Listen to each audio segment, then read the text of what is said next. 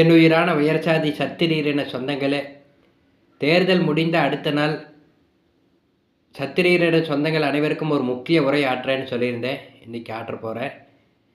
தயவு செஞ்சு வீடியோவை நீங்கள் ஸ்கிப் பண்ணாமல் பாருங்கள் சொந்தங்களே. எதற்காகனா, சத்திரியரின மக்களுக்கு அரசியல் தெளிவு என்பது ஏற்படுத்தணும். அதுக்குத்தான் நான் இத்தனை வருஷம் நான் போராடிட்டுருக்கிறேன். அதற்கான காரணத்தையும் அந்த அரசியல் தெளிவும் உங்களுக்கு இந்த வீடியோவின் முடிவில் நான் கிடைக்குங்கிறத நான் நம்புகிறேன் சொந்தங்களே. இந்த வீடியோவை நான் ஆரம்பிக்கிறதுக்கு முன்னாடி என்னுடைய ஊரில் நடந்த ஒரு விஷயத்தை சொல்கிறேன் சொந்தங்களே.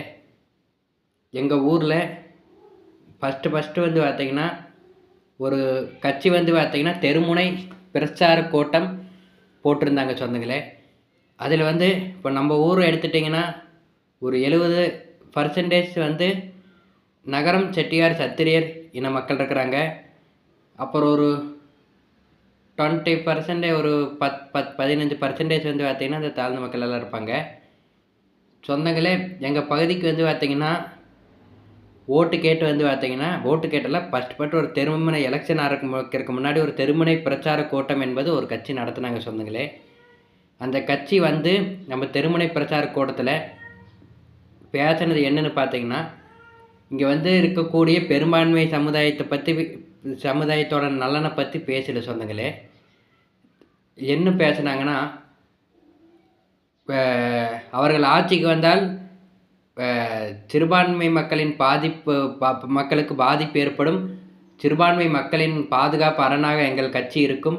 சிறுபான்மை இஸ்லாமிய கிறிஸ்தவ மக்களின் பாதுகாப்பாக எங்கள் கட்சி இருக்கும். தலித் மக்களின் பாதுகாப்பாக எங்கள் கட்சி இருக்கும்னு பேசினாங்களே ஒழிய பேசல சொந்தங்களே. மற்றது இதே மாதிரி தான் சொந்தங்களே. ஒவ்வொரு கிராமத்துலேயும் நான் எல்லா வேட்பாளர் வந்த அப்பவும் நான் போய் பார்த்தேன். எல்லா கட்சி வேட்பாளர்கள் வந்தப்பவும் பார்த்தேன். திமுக, அதிமுக, நாம் தமிழர் கட்சி, தமிழக வெட்கம் கட்சி உட்பட அனைத்து கட்சி வேட்பாளர்களும் வந்தவர்கள் அனைவருமே மதச்சார்பற்ற மதச்சார்பின்மையை பாதுகாப்போம். அப்புறம் தாழ்த்தப்பட்ட மக்களுக்காக போராடுவோம், தாழ்த்தப்பட்ட சமூகங்களுக்காக போராடுவோம், அப்புறம் சிறுபான்மை மதத்தினருக்காக நாங்கள் போராடுவோமே என்று பேசின ஒழிய, இங்கே நமது பகுதிகளில் பெரும்பான்மையாக இருக்கக்கூடிய செட்டியார் சமுதாயமாகட்டும், கொங்கு வேளாளர் சமுதாயமாகட்டும், வன்னியர் சமுதாயமாகட்டும், நாயக்கர் சமுதாயமாகட்டும் பற்றி அந்த சமுதாயங்களை பற்றி ஒரு வார்த்தை கூட பேசலை. இதற்கான காரணம் என்பது சொந்தங்களே, நீங்கள் சிந்திங்க. பணம் கிடையாது. பணம் வாங்கிறது சொந்தங்களே. நீங்கள் வந்து என்ன நினைக்கலாம்னா, நீங்கள் முதல் வார்த்தை சொல்லலாம், இஸ்லாமியர்களுக்கு கிறிஸ்தவர்களெல்லாம் பணம் வாங்கிறதில்ல, தலித்துகள் பணம் வாங்கிறதில்ல அப்படின்னலாம். நிச்சயமாக அது கிடையாது உறவுகளே. பணம் வந்து பார்த்திங்கன்னா சிறுபான்மை சமுதாயங்கள் அனைவரும் வாங்குறாங்க, சிறுபான்மை மதத்தினரும் வாங்குறாங்க, சிறுபான்மை மதத்தினர் அனைவரும் வாங்குறாங்க, தாழ்ந்த சமுதாயத்தினர் அனைவருமே பணம்ங்கிறது வாங்குறாங்க. அப்புறம் வேறு என்ன நமக்கு வந்து பார்த்தீங்கன்னா பணம்ங்கிறங்க சொந்தங்களை. பணம் வாங்கிட்டு தான் அவங்களும் ஓட்டத்துக்கு வராங்க, பணம் வாங்கிட்டு தான் அவங்களும் ஓட்டு போடுறாங்க.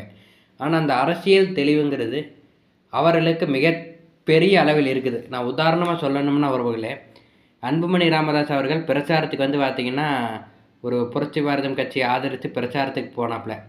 அப்போ பேசினது என்னங்கன்னா, பிசிகாவுக்கு வந்து பார்த்திங்கன்னா அந்த புரட்சி பாரதம் கட்சி வேட்பாளர் போட்டியிடக்கூடிய அந்த ஜெயலலிதா அவங்க வந்து பார்த்திங்கன்னா போட்டியிடக்கூடிய பகுதிக்கு வாய்ப்பு கிடச்சிருக்குது. ஆனால் சொந்தங்களே, நாங்கள் வந்து இன்னொரு தலித்து கட்சிக்கு எதிராக நாங்கள் வந்து போராட மாட்டோம் அப்படின்னு சொல்லி வந்து பார்த்தீங்கன்னா இப்போ அந்த போட்டி போட மாட்டோம், அது தலித்துகளுக்கான குரலை சட்டமன்றத்தில் குறைக்க செய்யும், அதனால் நான் அந்த தொகுதியில் நான் போட்டியிட மாட்டேன்னு சொல்லிட்டு விலகி மறுத்துட்டாங்க. அந்த தொகுதி எங்களுக்கு வேண்டாம்னு சொல்லி பிசிக்கு. அதோட்டம் ஆம்ஸ்ட்ராங் மனைவி அவர்கள் போராட்டம் ஒரு தொகுதியில் சென்னையில் போட்டி போட்டாப்புல. அங்கே வந்து பார்த்திங்கன்னா இப்போது நேர் எதிரான கட்சி பாஜக. ஆனால் வந்து பார்த்திங்கன்னா நீலம் பண்பாட்டு மையமாகட்டும், ரஞ்சித்தோடைய நீலம் பண்பாட்டு மையம் வந்து பார்த்திங்கன்னா இறங்கி வேலை செஞ்சாங்க. பிசிகாவும் இறங்கி வேலை செஞ்சாங்க ஆம்ஸ்ட்ராங் அவர்களுடைய மனைவி வெற்றி அடையணுங்கிறதுக்காக. இதன் மூலிமா சொந்தங்கள் அப்புறம் இந்த முதல்ல வந்து பார்த்திங்கன்னா 2024 வந்து பார்த்திங்கன்னா அதிமுக வந்து பார்த்திங்கன்னா எஸ்டிபிஐயோட கூட்டணி வச்சு போட்டி ஓடையில் முஸ்லீம் வேட்பாளர்கள் அனைவரையும் வெற்றி அடையணுங்கிறதுக்கோசரம் திமுக இருக்கிறவங்க ஊரா அந்த கட்சியில் வரக்கூடிய இஸ்லாமியர்கள் பூராமே வந்து பார்த்தீங்கன்னா எஸ்டிபிஐக்கு ஓட்டு போட்டாங்க. இதன் மூலிமா சொந்தங்களே நமக்கான ஆனால் இதுவே நம்மளுடைய அரசியல் நேர் எதிர். நம்ம என்ன பண்ணுறோம்னா கட்சிகளுடைய வெற்றிகளை மட்டுமே நம்ம கண்ணுக்கு பார்க்குறோம். உதாரணமாக சொல்லணும்னா சொந்தங்களே, இப்போ நீங்கள் சூரியமூர்த்தின்னு ஒருத்தங்க கொங்கு வேளாளர் சமுதாயத்தை சார்ந்தவர்.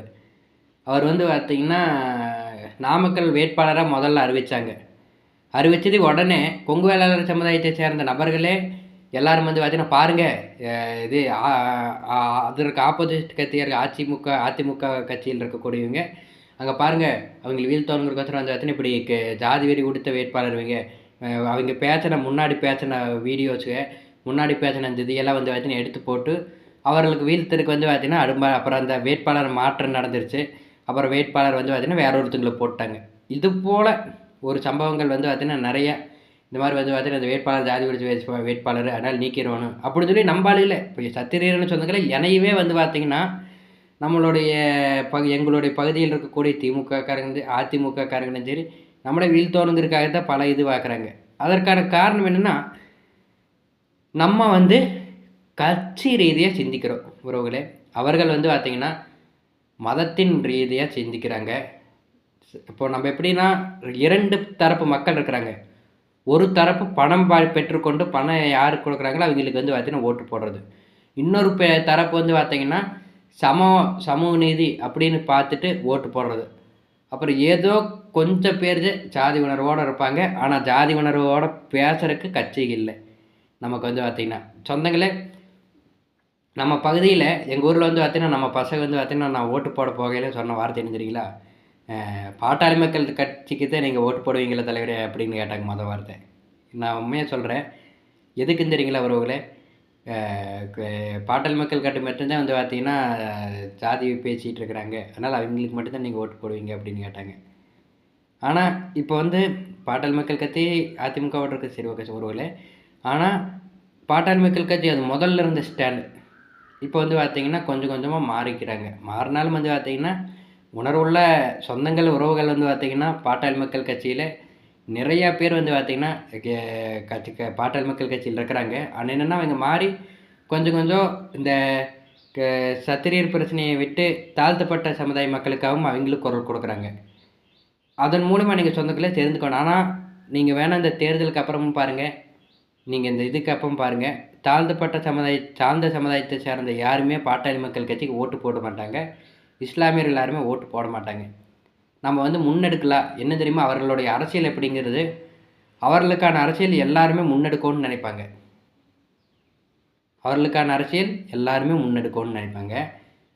ஆனால் வந்து பார்த்திங்கன்னா அவர்கள் ஒரு பிரச்சனையினாலோ அவங்களுக்கு ஒரு இதுனாலோ ஜமாத் என்ன முடிவு பண்ணுதோ, யார் ஃபஸ்ட்டு வெற்றியை உறுதி அடைவாங்கிறது தெரிஞ்சுக்குவாங்க. உதாரணமாக சொல்லணும்னா நீங்கள் 2016க்கு முன்பு வரைக்கும் வந்து பார்த்திங்கன்னா அதிமுகவில் வந்து பார்த்திங்கன்னா ஃபுல்லாக இஸ்லாமியர்கள் ஆதரவாக இருந்துச்சு. காரணம் ஜெயலலிதா அவர்கள் நம்ம வந்து பார்த்திங்கன்னா வெற்றி அடைகிறது வந்து பார்த்திங்கன்னா யாருமே தடுக்க முடியாது அப்படிங்கிறக்கோசரம் அவங்களுக்கு ஆதரவாக பேசி எல்லாம் இது பண்ணிட்டு இருந்தாங்க. அதற்கு முன்னாடி 2011க்கு முன்னாடி வரைக்கும் திமுகவுக்கு ஆதரவான நிலைப்பாட்டில் இருந்தாங்க. இதன் மூலிமா நீங்கள் தெரிஞ்சுக்கிறது என்னென்னா உறவுகளே, அவர்கள் எந்த கட்சியில் இருந்தாலும் அவங்க வந்து பார்த்திங்கன்னா யாருக்கு இப்போ எல்லா குரலுங்கிறது எல்லாருமே கொடுக்கணும்னு நினைப்பாங்க. ஆனால் அவங்க யாருக்கு வெற்றி அடைவான்னு தெரியுமா அவங்களுக்கு சப்போர்ட் பண்ணிடுவாங்க.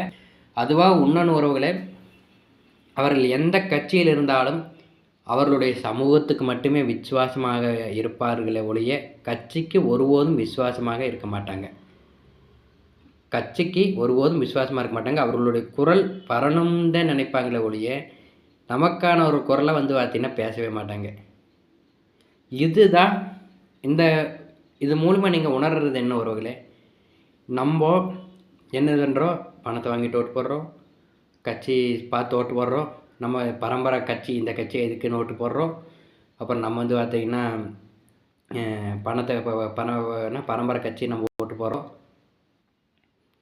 அப்புறம் இனம்னு பார்த்து வந்து பார்த்திங்கன்னா நாம் தமிழர் கட்சி அந்த மாதிரி கட்சிகளுக்கெல்லாம் ஓட்டு போடுறோம். மதம்னு பார்த்திங்கன்னா பாரதிய ஜனதா கட்சி அந்த மாதிரி இதுக்கு ஓட்டு போடுறோம். ஆனால் எல்லாமே பண்ணுறோம்.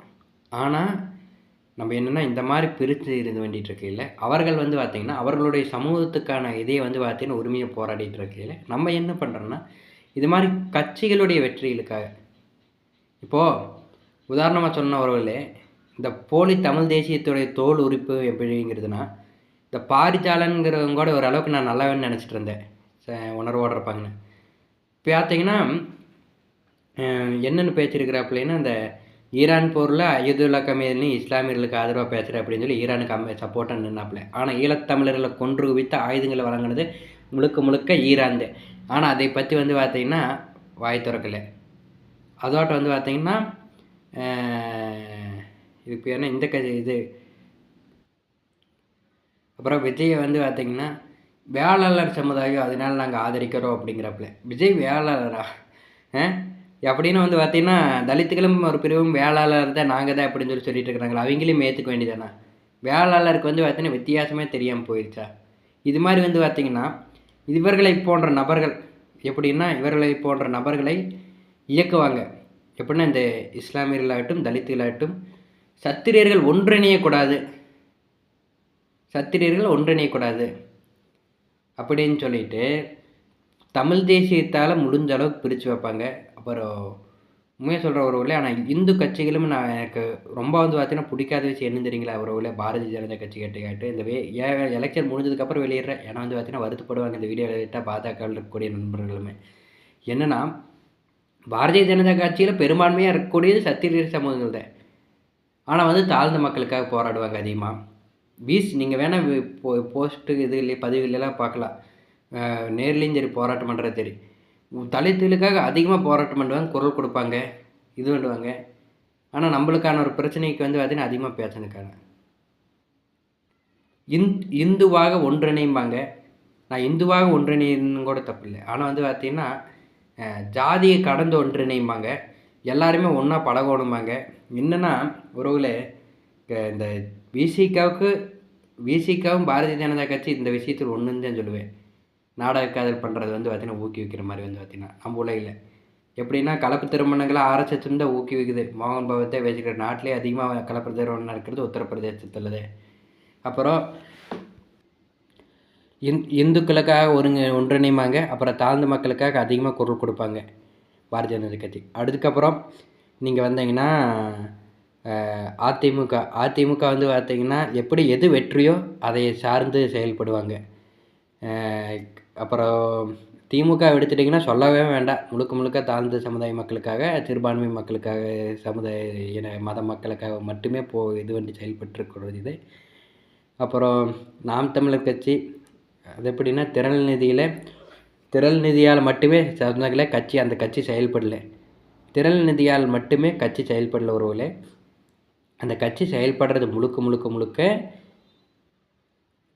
இஸ்லாமிய மத அவர்கள் கொடுக்கக்கூடிய நன்கொடை பணங்கள் மூலிமா சத்திரியனத்துக்கு எதிராக மட்டுமே செயல்பட்டுருக்கக்கூடிய சத்திரியன மக்கள் ஒன்றுபடக்கூடாதுன்னு செயல்பட்டுருக்கூடிய கட்சி. அப்புறம் தமிழக வெற்றி கழகம். இதனால் வரைக்குமே திமுக கட்சி வந்து பார்த்திங்கன்னா என்ன பண்ணிகிட்டு இருந்துச்சோ, சத்திரியன மக்கள் எப்படி சமத்துவம் பேசி ஏமாற்றிட்டு இருந்துச்சோ அதை இவனம் பண்ணிகிட்டு இருக்கிறாப்புல. உதாரணமாக சொல்லணும்னா சமநீதின்னு பேசுவாப்புல. அப்புறம் பார்த்திங்கன்னா சின்னத்துறையை வந்து பார்த்திங்கன்னா கூப்பிட்டு வச்சு பேசுவாப்புல. பட்டியலின மாணவர்கள் பழங்குடியின மாணவர்களுக்கு நன்கொடை கொடுப்பாப்புல. அப்புறம் சிறுபான்மை மக்களின் பாதுகாப்பு அரணாரப்போம் பார்ப்பல. அப்புறம் இந்த மாதிரி வந்து பார்த்திங்கன்னா இவர்கள் செயல்பட்டுருப்பாங்க. சொந்தங்களே, இவர்கள் அனைவருமே வெவ்வேறு பாதையில் இருந்தாலுமே ஒரு குடையின் கீழ் வந்து நிற்பாங்க. என்ன தெரியுங்களா உறவுகளே? கொள்கை எதிரிம்பாங்க, கொள்கை இதுமாங்க. தாழ்ந்த மக்களுக்காக குரல் கொடுக்கறது மற்றும் சிறுபான்மை மதத்தினருக்காக குரல் கொடுக்கிறது என்கிற ஒரு கொடையின் கீழ் இவர்கள் வந்து நிற்பாங்க.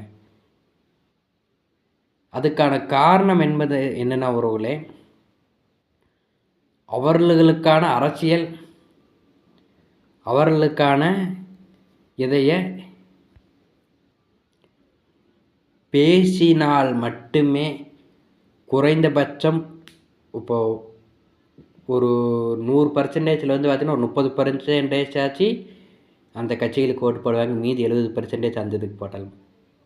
அப்படி பேசலைன்னா அவர்கள் விடவே மாட்டாங்க அந்த கட்சிகள் வந்து பார்த்திங்கன்னா. உதாரணமாக சொன்னால் சொந்தங்கள பாஜக வந்து பார்த்திங்கன்னா பேசுறது இல்லைங்களா? பாஜகவுடைய நீங்கள் செயல்பாடுகள் எல்லாம் சமீபத்திய செயல்பாடுகள்லாம் எடுத்து பாருங்கள். பூரா வந்து பார்த்திங்கன்னா சிறுபான்மை ஆதரவாக இருக்குது, தலித் ஆதரவாக இருக்குது. மெயினாக இஸ்லாமிய ஆதரவு வந்து அதிகமாக கிடையாது, ஆனால் தலித் ஆதரவாக 100க்கு 100 இருக்குது.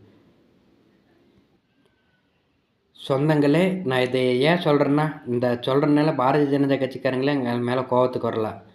ஆனால் இதை ஏன் சொல்கிறேன்னா, நம்ம வந்து பார்த்திங்கன்னா யார் எதிரி, இந்த நம்ம வந்து பார்த்திங்கன்னா கட்சி ரீதியாக மட்டுமே சிந்தித்துட்டு இருக்கிறனால இந்த மாதிரியெல்லாம் வெளிப்படையாக வந்து பார்த்திங்கன்னா அவர்களுக்கான ஆதரவாக அவங்களுக்கான குரலாக மட்டுமே இருந்துட்டு நம்மளுடைய குரல் நச்சுக்கப்பட்டு நமக்கான உரிமைகளை கொஞ்சம் கொஞ்சமாக போயிட்டுருக்குது.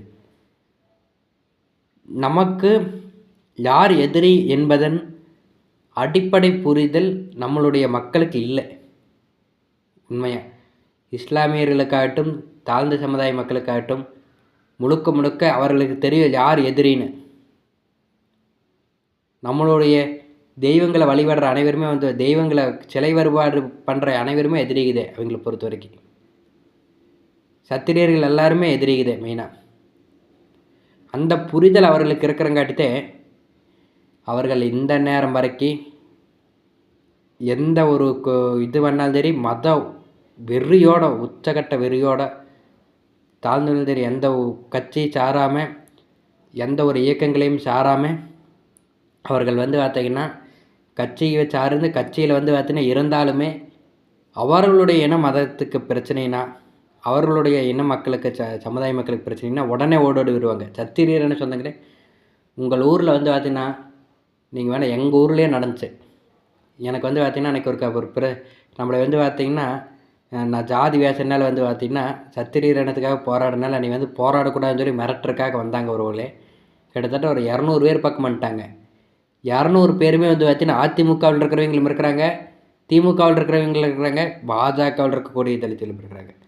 பாஜகவில் இருக்கிறவங்களும் இருக்கிறாங்க, அதிமுகவில் இருக்கிறாங்க, திமுகவில் இருக்கிறவங்களும் இருக்கிறாங்க, தமிழக வெற்றி கழகத்தில் இருக்கிறவங்களும் இருக்கிறாங்க.